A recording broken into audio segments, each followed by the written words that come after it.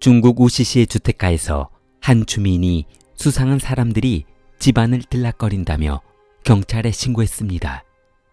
매일 술에 취한 듯 풀린 눈동자를 하고 비틀거리며 걸어다니던 그는 얼마 전 사업에 실패하고 고통을 이겨내려 약물에 손을 대기 시작한 올해 40세 루시웬이었습니다.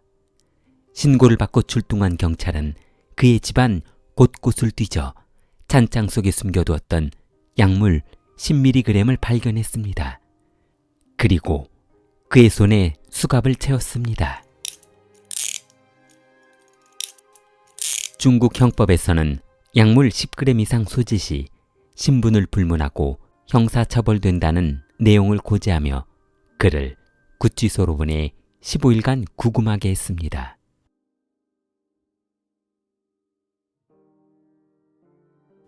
구치소에 보내진 지 10일이 넘어서자 루시웨아는 출소할 생각에 들떠 있었습니다.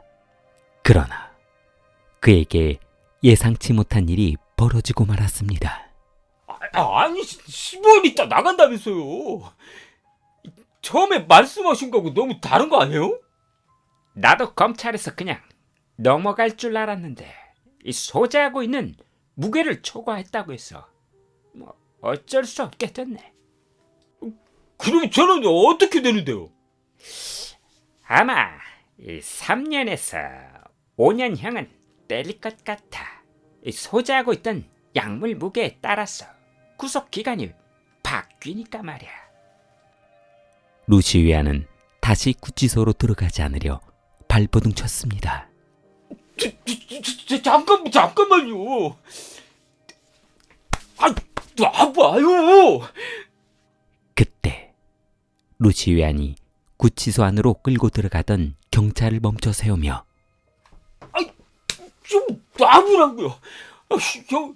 형사님하고 할 말이 좀 있으니까요. 잠깐 놔봐. 루시웨아는 왕영사에게 다가가며 저 사실 이번에 들어가면 가중처벌 받을 거예요 아마. 성추행하고 여성 폭행 사건이 아직 해결이 안 됐단 말이에요. 저 무슨 방법이 좀 없을까요? 왕영사는 출구 쪽에 서 있던 경찰에게 잠시 나가 있으라는 고갯짓을 하고 테이블 옆의 의자를 끌어 잡아당겼습니다. 그리고 잡아당긴 의자를 향해 앉으라며 턱을 내밀었습니다. 왕영사는 안주머니에서 담뱃갑을 꺼내 손에 쥐며 담뱃갑을 그 앞에 흔들었습니다. 그러자 담뱃갑 밖으로 튀어나온 담배 한 까치를 손에 쥐고 담배 한 모금을 가슴 깊숙이 빨아들였습니다.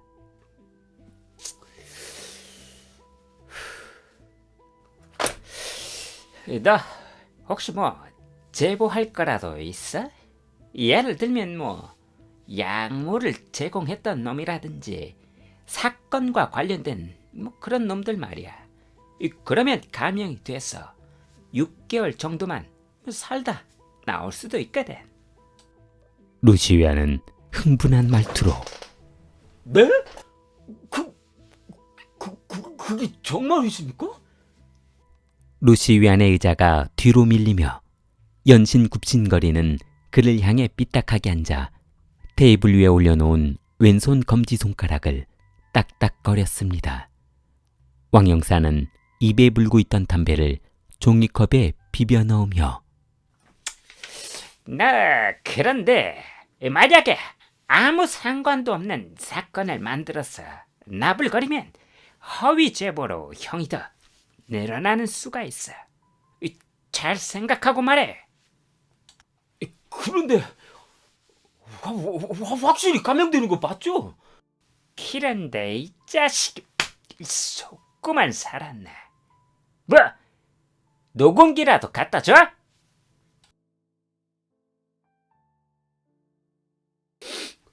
그러니까 그게 한 2년 전이었어요. 같이 약 받는 친구들이 있었거든요. 다 사업 망하고 모여서 뭐 술이나 진척 마시고 하소연하고 뭐 그런 사이였죠. 그런데 그때 술을 잔뜩 취한 그 전샤오 웨이라는 친구가 있었거든요. 막 횡설수설하는 거예요. 저는 그때 그놈이 하도 진지하게 얘기하길래 장난하지 말라고 했죠.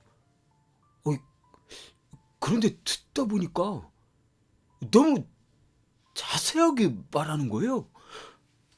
뭐라고 했는데?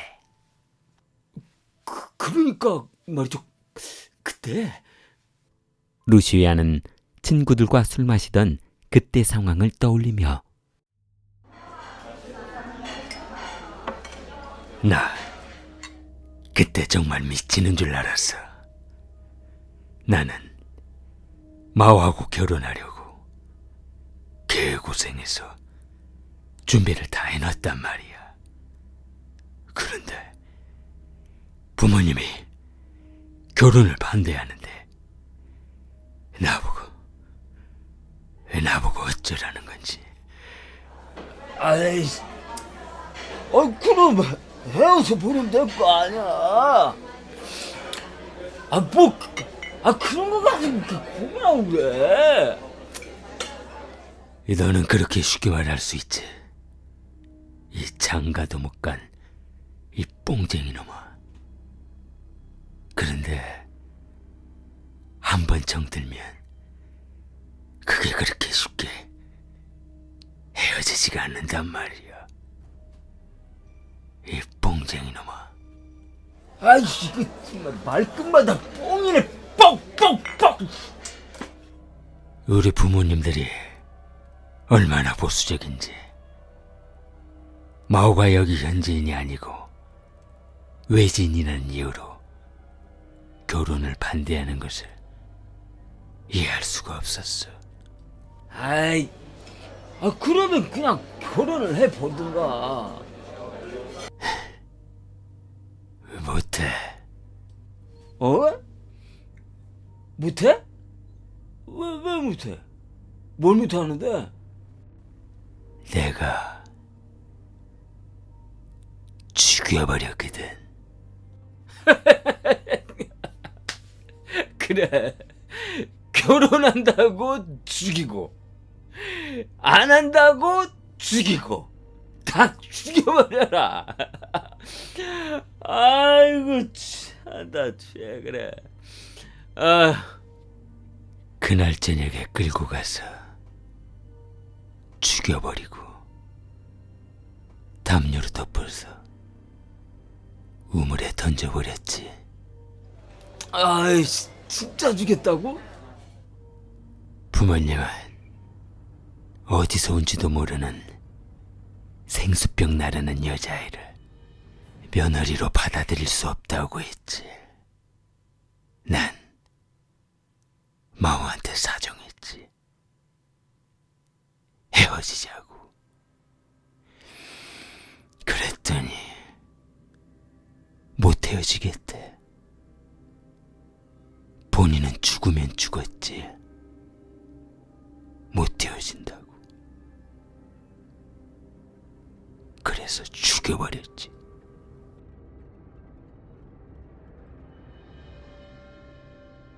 경찰은 루시안의 진술을 바탕으로 8년 전부터 실종자 명단 중 마오라는 여성을 찾아봤습니다. 그러나 인근 도시의 실종자 중 마오라는 여성의 실종 사건은 접수된 적이 없었고 그런 이름조차 주민등록상에 존재하지 않았습니다. 경찰은 어쩔 수 없이 그녀의 남자친구 전샤오웨이를 찾아갔습니다. 그는 현재까지도 고향인 우시시에서 살고 있었는데 살인했다는 사람이 살인한 도시에서 아무 일도 없다는 듯 살고 있다는 것이 이해되지 않았습니다. 철문 열리는 소리가 집안에 울려 퍼지고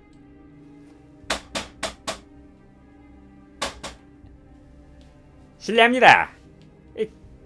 계세요?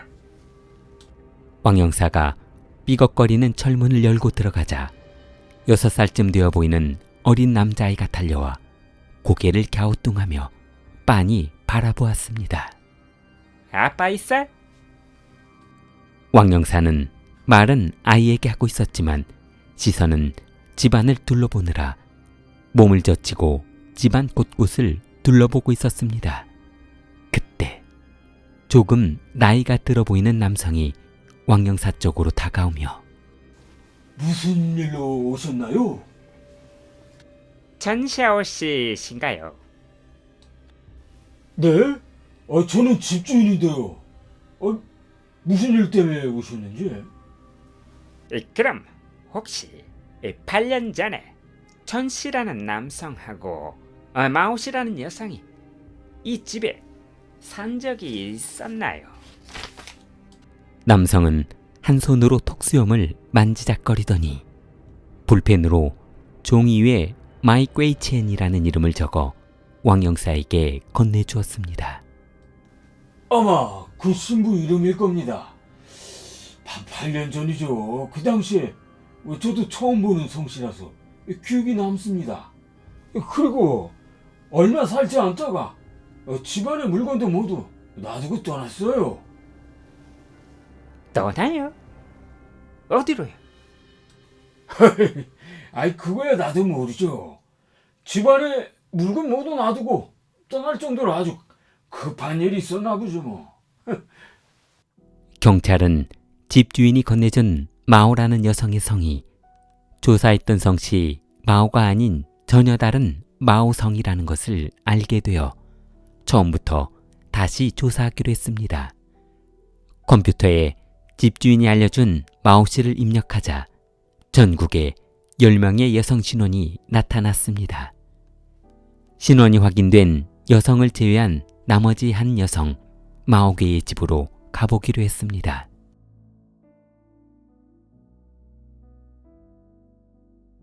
경찰이 마오의 집을 방문하자 그녀의 어머니께서 뜻밖의 내용을 듣게 되었습니다.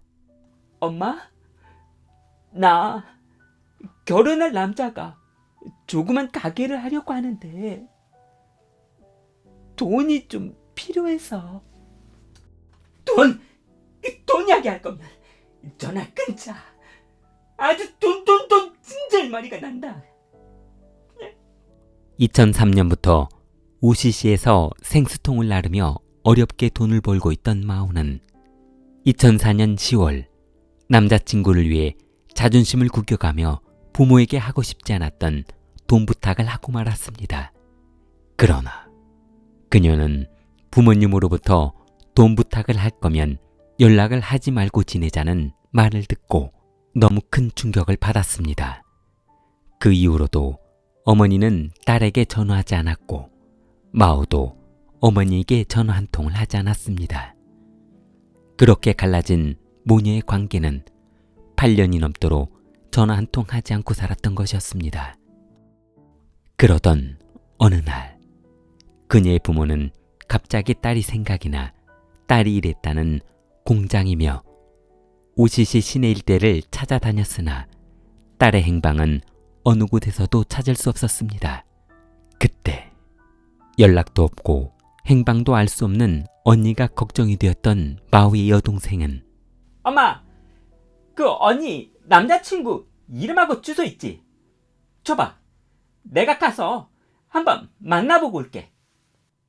그러나 동생은 어머니가 건네준 언니와 남자친구가 살고 있다는 주소로 가보았으나 언니는 집을 떠난 지 오래되었다는 집주인의 말만 듣고 되돌아와야만 했습니다. 경찰은 마오의 남자친구 천야오웨이를 찾아 그의 고향집으로 향했습니다. 천야오웨이 씨, 예, 제가 그렇습니다만. 혹시 8년 전 함께 지내셨던 부인, 동거인이신 마오 씨를 알고 있으시죠? 마오요? 8년 전에 말도 없이 집을 나가고 그 뒤로 연락이 끊겼는데 그 당시에 직장 동료하고 바람이 나서 도망갔다는 말도 있고 아주 시끄러웠죠. 그런데 왜 그러시는데요? 아, 전 부인이신 마오 씨가 실종됐다는 신고를 받았어요. 그런데 재혼하셨나 봐요. 왕영사는 집안을 둘러보더니 탁자 위에 올려져 있던 천 씨의 가족 사진을 보며 말을 이어갔습니다. 그럼 그때 마오 씨가 집을 나간 이후에 그 뒤로는 연락이 안 되었다는 말씀이죠. 네. 그 뒤로는 한 번도 연락이 안 왔습니다. 경찰은 천 씨와 면담을 마친 후 임대했던 집주인을 다시 찾아왔습니다. 그리고 혹시 마오 양의 사생활이 문란했는지 물었습니다. 하지만 집주인은 마오는 한번 집에 들어가면 안 나오는 스타일이라서 그 신혼부부가 저 아래층에 살고 있어서 내려오면 무조건 소리가 나니까 알죠. 한번 올라가면 안 내려와요. 경찰은 천 씨가 거짓말을 하는 것이 수상해 그의 마을 사람들에게 천 씨의 행실을 물어보기로 했습니다. 어르신! 어르신? 저 혹시 저쪽 저 집에 살고 있는 천샤오를 알고 있으신가요? 에이, 잘 알지. 전 씨가 저 집에서 애들도 다 키웠지. 그리고 며느리 들인다고 집안 우물도 다 메꾸고 거기에다 아마 신혼방 만든다고 했지. 네? 저 집에 우물이 있다고요?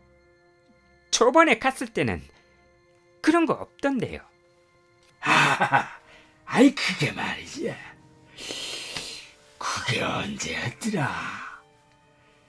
전씨 집에서 아유 얼마나 이 고약한 냄새가 나던지 저녁만 되면 그냥 냄새가 아주 진동을 했지. 아이고 봤더니 우물에서 그 썩은 냄새가 폴폴 나는 거야. 우물이 썩은 거지. 그래서 냄새도 나고 보기도 안 좋아서 메어버렸지. 지금은 아마 전씨 아들 전시아오가 애들하고 와이프랑 같이 살고 있지.